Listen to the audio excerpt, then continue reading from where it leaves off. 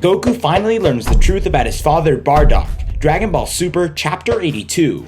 Dragon Ball Super's fans going nuts after Gas is seen violating, toying with Goku, and making a fool out of him.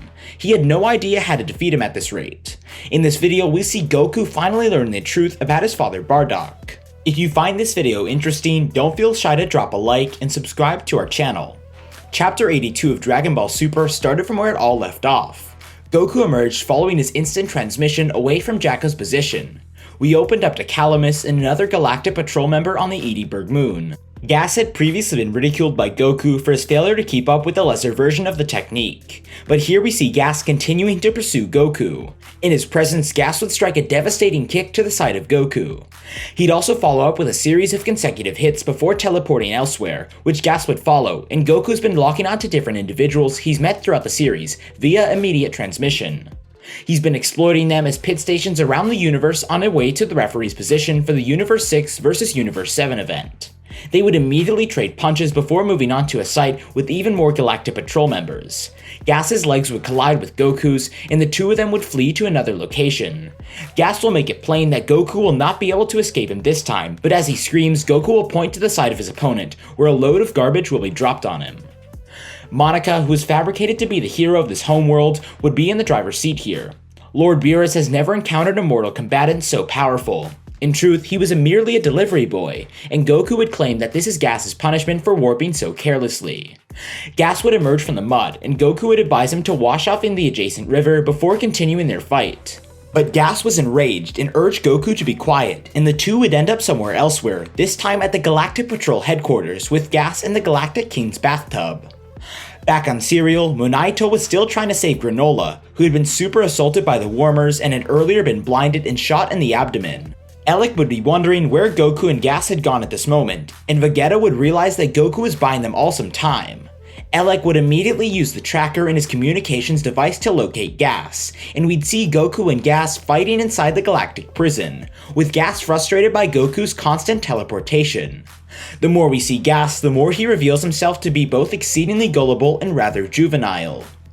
Goku would besiege Gas once again, declaring that he's better at instant transmission than Gas, which would undoubtedly irritate the man, but his abrupt appearance here would draw the attention of other convicts. As former members of the Galactic Bandit Brigade, Xiaoyogi and Yunba would identify Gas as the Heater's younger brother, despite his now significantly more formidable appearance, and Xiaoyogi would claim that the gods liberated him because they all despise Goku.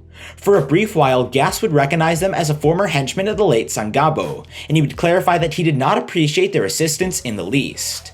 This would tremendously irritate Xiaoyogi, and he would also remind Yunba of their first encounter with Gas, when he was supposedly terrified that he peed himself. As Goku uncomfortably stood there, Gas would stop for a moment before refuting such charges. But Yunba would double down on the exposure and add that Gas was making a plea to protect his brother to protect him because he was so scared, and Goku would simply question if that was true.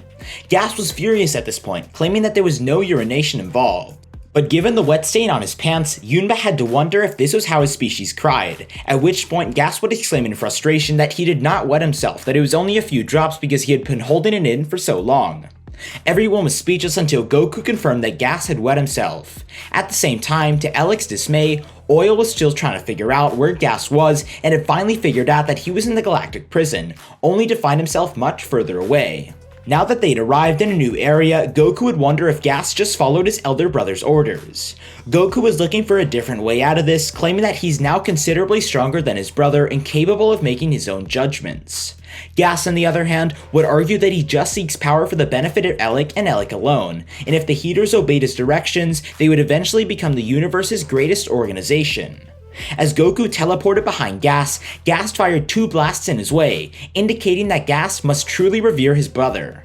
Gas would acknowledge that he was once the weakest of the group, but Elec helped him rise to the level of strength, and he would do anything for him. However, given how powerful Gas was 40 years ago under Bardock's reign, it appears that Gas was once the weakest. These alien species in Dragon Ball are unquestionably long-lived, and the more we see of them, the more primitive Earth appears to be. Gas saw Elec's will as absolute, but you can imagine Goku's reaction. He questioned Gas's confidence in this, as well as the extent to which he trusted him. He'd bring up his brother Raditz, who had gone to murder him a while back, and say that Gas should simply live in an eye by himself. Now that the Heaters knew where their not-so-little brother was, Elec proposed that they eliminate the surviving, which piqued the interest of Oil and Maki. Now on a neighboring asteroid, Goku and Gas would beam battle back and forth, with Gas emerging victorious and Goku teleporting away just in time. Erika would be astonished to see Goku teleport to a galactic patrol ship because he was physically straining at this time, with his hands being quite shattered due to his continued defensive run against the overpowering Gas. Still, anyhow, Goku would see something as soon as Gas made it. Before he could even strike a blow, Goku was already on his way to the next spot, which would lead a relaxing whiz on some unknown planet. As both Gas and Goku would find themselves on huge alien animals, he and the Oracle Fish appeared to be enjoying some type of ice cream like consumable, and Goku is delighted to see Whis. Goku explains to Gas in several words that Whis is his master and an angel, and begs to Whis to look after Gas for a while as he makes his getaway before any confirmation. Gas was unable to track Goku's whereabouts since he teleported so many areas in rapid succession. Goku reappears on planet Cereal just as Maki and Oil are about to launch an attack on Monaito. He tugged on them, and for the time being it worked because it gave the impression that Goku had defeated Gas, although in reality he had only outsmarted him in an incredible game of cosmic tag. The fight was far from done. Whis, an angel, cannot interfere in moral matters, and as a neutral being he notified Gas that Goku was on planet Cereal and showed him how to get there. Goku had rushed to the rescue of Granola and the others fleeing for their lives, just as a vehicle appeared in front of them all. It was Oatmeal, Granola's artificially intelligent companion. It already had Vegeta in the back seat, and Maki would grow agitated at the sight of this escape, even questioning whether they should unleash their inner natures as Gas did to continue the struggle. Whis then informs Goku that he's on his way back at breakneck speed and gives an estimate of 20 minutes till he arrives.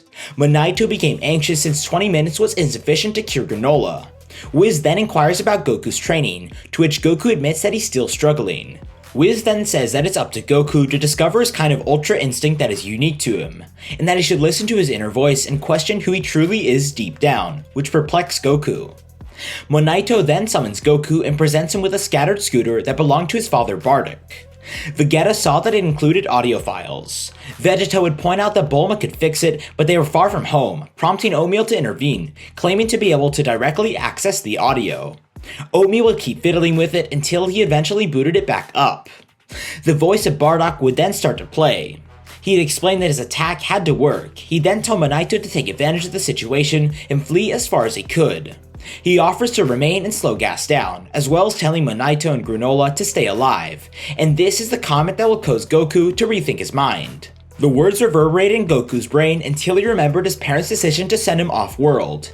He recalled pleading with them to survive, and this realization would cause Goku to undergo a significant transformation.